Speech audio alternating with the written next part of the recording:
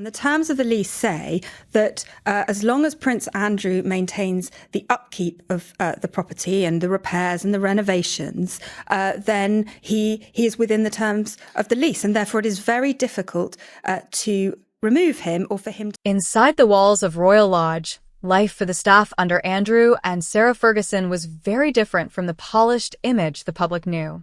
Former employees now share stories of a strict household filled with tension, outbursts, and a need for total control. After Andrew lost all his titles and was ordered to leave Royal Lodge, these accounts have taken on new significance. They reveal what life was really like behind the palace gates and the power between the former Duke and Duchess of York. Staff describe Andrew as difficult, quick to anger, and often rude. One former maid said that while other royal family members were formal but kind, Andrew was impatient and felt entitled. She added that staff were constantly afraid of making mistakes, knowing that even a small error, like a curtain pulled the wrong way or a breakfast tray slightly off, could provoke an angry reaction. Andrew is being stripped of his prince title. But why now? Buckingham Palace said the king has today initiated a formal process, and his younger brother will now be known as Andrew Mountbatten Windsor. He gave up his other titles earlier this month, including the Duke of York, after facing questions about his pride. A former aide called him unpredictable, saying you could hear him shouting before you even saw him. Even his former security officers noticed the same behavior, describing an arrogance that made him difficult and a temper that could flare over the smallest things. In a household where everyone had to follow royal protocol, Andrew had his own rules, and they were far stricter than anyone expected. One of the most unusual routines reported by staff was his obsession with his teddy bear collection. According to several accounts, he had about 72 stuffed bears, all dressed in sailor outfits and uniforms.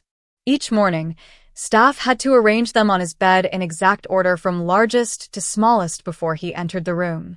If even one bear was out of place, staff could be scolded. Yeah, so Tom Quinn's released this really kind of humorous book in a way, talking about, the lives of the staff at the palaces. What is it really like being, a maid or a butler to a member of the royal family? And unsurprisingly, some of the kind of craziest stuff in there was about the staff who worked for the Duke of York. To make things even more extreme, new staff reportedly had to be trained just to arrange the bears correctly.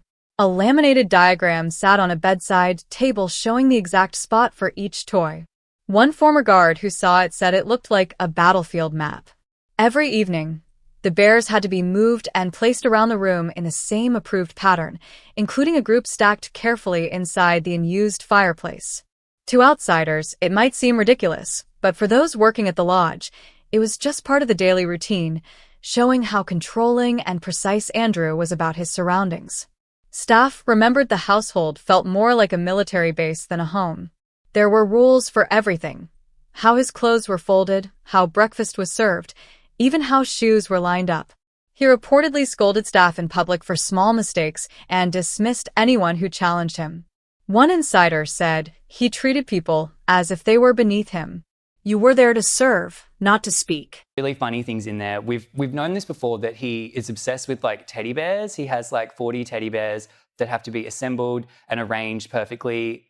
Staff are given a chart to arrange Prince Andrew's teddy bears on his bed every day. Even senior royal aides admitted privately that his temper was well known inside the palace, and that many staff would have preferred to work for anyone else. At Royal Lodge, the tension was constant. Workers described a heavy atmosphere where everyone watched their words, waiting for his mood to change. One former staff member put it simply: you never knew which version of him you would get. Polite one moment, shouting the next. While Andrew's behavior grabbed headlines, staff also shared views on Sarah Ferguson's role behind the scenes. In her early years in the royal family, she was seen as friendly and lively, often interacting with staff in a relaxed and approachable way. But as her marriage struggled and public attention increased, insiders say her temperament shifted. That he should move for a considerable time. But the problem is, how do you actually persuade him to move? And quite honestly, in the last week, I think people's views. A former aide described Sarah as warm but high-strung, saying her mood could change depending on the pressure she was under.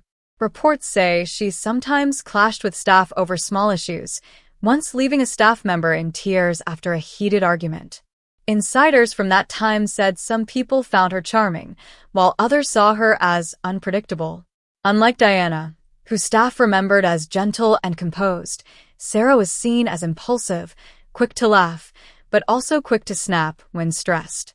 Still, more recent employees at Royal Lodge have said that Sarah often tried to act as a buffer when Andrew's temper flared. The reasons the Queen loved you so much and you were so special to her. What did she mean to you? Oh, she just, I think I was just myself with her. And I was allowed to be myself with her, which is such a joy. A former employee told reporters that she would sometimes step in to calm him after a shouting episode, saying she was the only person he seemed to listen to. For years, that unusual bond shaped their life after divorce. Two ex-spouses still living under the same roof, connected by history, habit, and perhaps convenience. That arrangement is now coming to an end. After losing all remaining honors and royal privileges, Andrew Mountbatten Windsor has been ordered to leave Royal Lodge.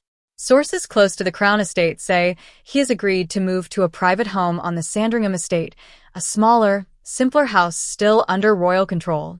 Sarah Ferguson, however, will not be moving with him. She sold her £4 million home earlier this year, reportedly expecting to stay at Royal Lodge indefinitely. With Andrew's lease now ended, she must make her own arrangements. I mean, did you take the money? At one stage you had $40,000 cash sitting in front of you. Did you take it? Absolutely, yes. And it was given to me and I got it in the car and then returned it straight away. Once the scandal broke? As soon as I knew it was a scandal, not once it broke, Michael. According to one insider, she is quietly devastated. Royal Lodge was her safe place, her last connection to royal life. For the first time in nearly 20 years, the former couple will live apart. He will move to Norfolk, far from the Windsor estate, while she searches for a new home. Stories from former staff show a household ruled by control, where power, privilege, and ego often outweighed kindness and respect. For years, Andrew and Sarah tried to appear as the world's happiest divorced couple, but that image has finally collapsed. Andrew has lost his status, his home, and the royal protection that once shielded him. Sarah now faces an uncertain future without royal privileges, financial security, or the walls of Royal Lodge to protect her. What remains are the accounts of staff who endured long hours, strict rules, and unpredictable tempers in a household that has become a symbol of decline. These revelations show that behind the grandeur and ceremony, life in the royal household was far from royal. Andrew's downfall is no longer just scandal.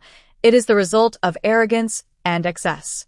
Sarah's next steps may decide whether she reinvents herself outside the palace or quietly fades away. Their daughters, Princess Beatrice and Princess Eugenie, have reportedly distanced themselves from the chaos entirely. Royal sources say both have left the UK to seek refuge abroad with their young families. Eugenie is believed to be spending time in Portugal, where her husband, Jack Brooks, works in luxury property management. Beatrice is said to be dividing her time between the United States and Europe, avoiding the British press. Insiders say both sisters are deeply shaken and feel forced to step back after their parents' fall. For now, the House of York appears fractured, each member retreating as the fallout continues. All right, everyone, keep watching for the latest royal family news, highlights, events, and stories. Subscribe to Tea with Royals and turn on notifications so you never miss an update. Don't forget to check out our other videos as well. Until next time, take care and stay safe.